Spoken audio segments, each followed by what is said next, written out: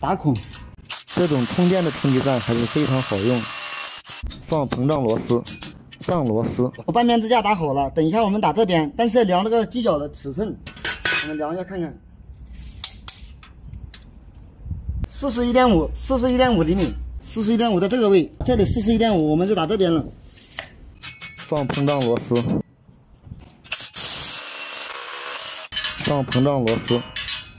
现在的话，上机啊，架子已经打好了。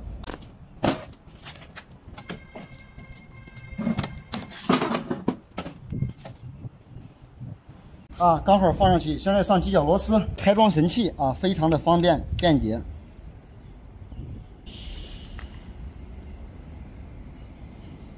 啊，上螺丝。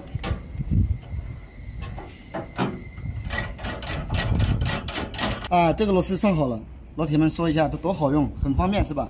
我们在上之前呢，上下的孔有点不对，我们调整一下啊，扳一下就可以了。上好以后开始上，啊，这就叫拆装神器。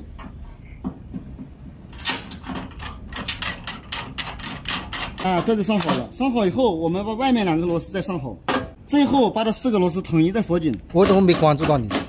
我关注一下你们。这个螺丝上好了，还剩最后一个。这个真的是拆装神器中的神器啊，非常的方便。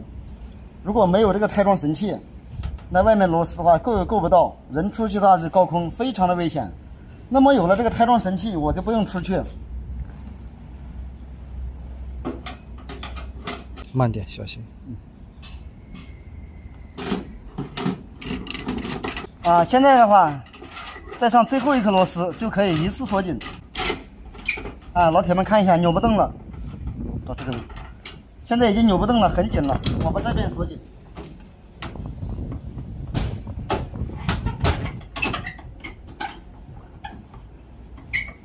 啊，这边也锁紧了，把里面这2颗也锁紧。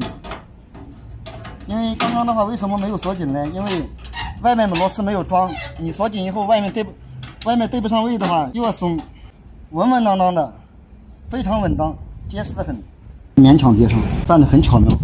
真的，这栋房子真的没什么能装空调的，你别说。啊，上这个腾拉子，2把扳手，哇，哇。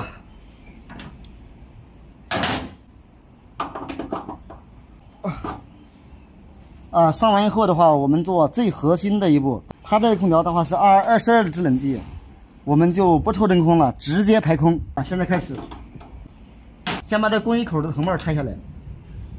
我们现在来操作这个排空，看怎么排的。好的老铁的话说想学一下，现在排空，先把这2个藤蔓拆下来，针阀顶进去，啊，顶进去，顶好以后，5厘的内六角开小管阀门。